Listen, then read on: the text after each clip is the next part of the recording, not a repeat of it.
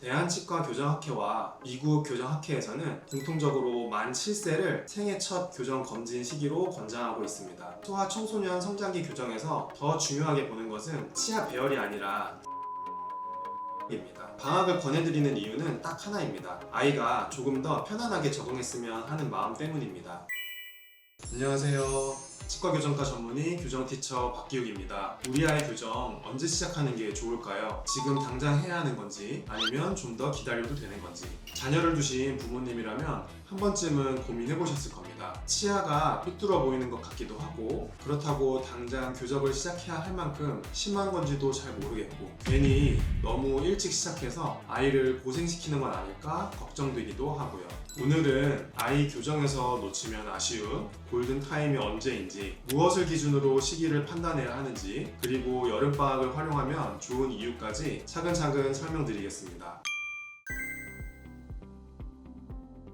대한치과교정학회와 미국 교정학회에서는 공통적으로 만 7세를 생애 첫 교정 검진 시기로 권장하고 있습니다. 이 시기가 중요한 이유가 있습니다. 앞니 영구치가 나오기 시작하고 위아래 어금니의 교합 관계가 어느 정도 형성되는 시기이기 때문입니다. 치아 배열뿐 아니라 턱과 얼굴 뼈가 어떻게 자라고 있는지 처음으로 큰 그림을 볼 수 있는 시점입니다. 이때 검진을 받는다고 해서 모두 바로 교정을 시작하는 것은 아닙니다. 주걱텅이나 무턱 같은 골격적인 문제가 없다면 이후에는 6개월 간격으로 영구치가 잘 나오고 있는지, 유치에 이상은 없는지 정기적으로 확인하는 것으로 충분한 경우가 많습니다. 중요한 건 적절한 시기에 한 번은 전문의에게 확인을 받아보는 것입니다. 많은 분들이 교정은 치아가 삐뚤삐뚤할 때만 필요한 것이라고 생각하십니다. 그런데 소아 청소년 성장기 교정에서 더 중요하게 보는 것은 치아 배열이 아니라 턱과 얼굴 골격입니다. 치아가 비교적 가지런해 보여도 이 시기에 반드시 확인해야 하는 항목들이 있습니다. 첫 번째, 위아래 턱 크기 차이입니다. 아래턱이 위턱보다 앞으로 나와 있거나 반대로 아래턱이 너무 작은 경우에는 성장기를 이용한 치료가 필요할 수 있습니다. 이 시기를 놓치면 나중에 선택할 수 있는 방법이 줄어들게 됩니다. 두 번째, 얼굴 비대칭입니다. 정면에서 봤을 때 턱의 중심이 한쪽으로 쏠려 있거나 치아가 고른데 위아래 중심선이 맞지 않는 경우 등은 성장 중에 확인이 필요합니다. 세 번째, 입으로 숨쉬는 구호흡 습관입니다. 아이가 자면서 입을 벌리고 자거나 평소 코로 숨을 잘 쉬는지 확인해 주세요. 구호흡은 장기적으로 얼굴 성장과 턱 모양에 좋지 않은 영향을 줍니다. 그래서 치아만 보는 것이 아니라 이런 부분들을 함께 체크하는 것이 성장기 교정의 핵심이라고 할 수 있습니다.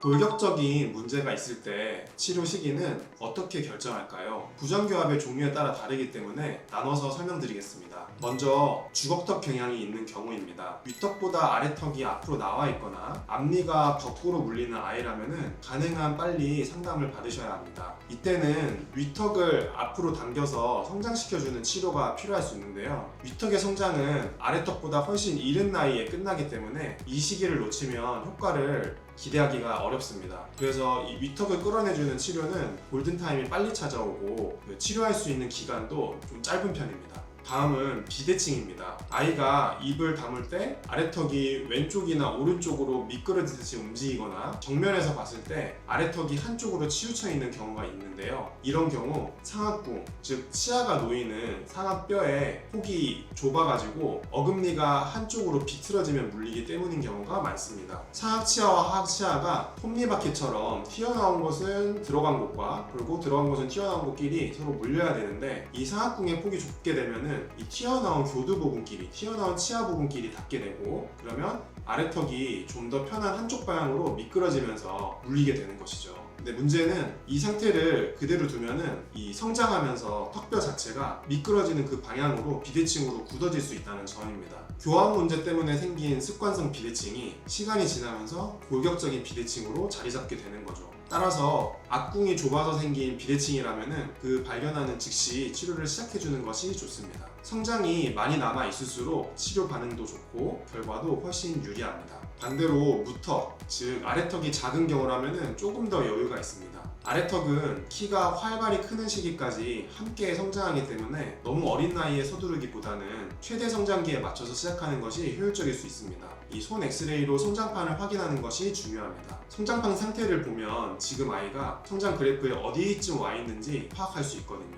골격적인 문제가 없는 경우라면은 무턱이나 주걱턱, 비대칭이 없이 그냥 골격이 괜찮은 경우라면은 대부분 영구치가 모두 나온 뒤에 교정을 시작해도 늦지 않습니다. 유치가 남아있는 시기에 너무 일찍 시작하면 영구치가 다 나올 때까지 계속 관찰해야 하는 상황이 생겨서 이 장치를 붙이고 있는 전체 교정 기간이 의도치 않게 길어질 수 있고 그러면 교정을 받는 아이도 지칠 수 있기 때문입니다.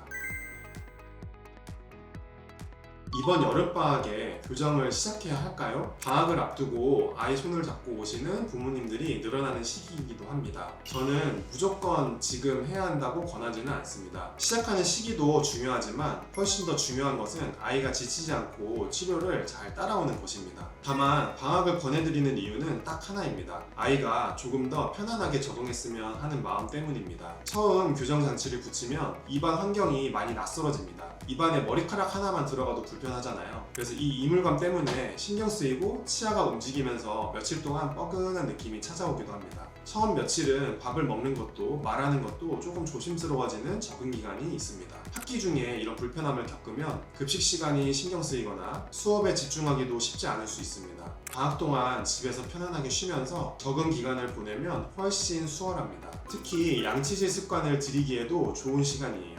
교정 중에는 장치 사이사이를 꼼꼼히 닦는 것이 정말 중요한데 학교 쉬는 시간에 급하게 닦는 것보다는 집에서 거울 보면서 여유있게 연습할 수 있거든요. 인비절라인 같은 탈착식 투명 장치는 적응이 비교적 편한 편이라 초반 불편함이 덜합니다. 다만 장치 제작에 3에서 4주 정도 소요되기 때문에 방학 중에 상담을 받으면 실제 치료를 시작할 수 있는 것은 방학 이후로 넘어갈 수 있다는 점을 미리 알고 계시는 게 좋겠습니다. 어떤 장치를 쓰든 시작 초반에 적응 기간을 방학과 겹치면은 아이 입장에서는 부담이 확실히 줄어드는 건 사실입니다. 만약 아이가 아직 마음의 준비가 안 됐다면은 다음 방학으로 미루시는 것도 괜찮습니다. 결론부터 말씀드리면 모든 교정이 어릴 때만 가능한 것은 아닙니다. 치아 배열을 가지런히 하는 교정은 성인이 되어서도 얼마든지 할 수 있습니다.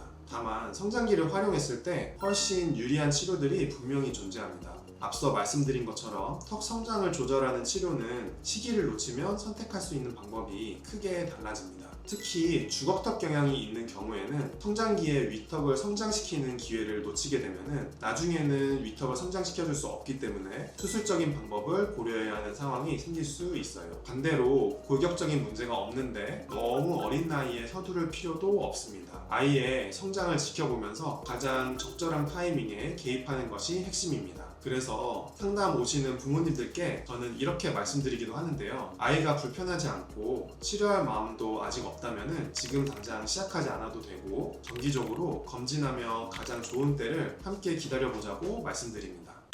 교정 치료를 일찍 해야 할 아이가 있고 기다리는 게 더 좋은 아이가 있습니다. 중요한 건 그 차이를 미리 제때 확인하는 것입니다. 그래서 오늘 내용이 우리 아이도 언제쯤 한번 검진해봐야겠다는 작은 계기가 되셨으면 좋겠습니다. 오늘 영상이 도움이 되셨다면 좋아요와 구독 부탁드리고 궁금하신 점은 댓글로 남겨주세요. 지금까지 교정티처 박기욱이었습니다. 감사합니다.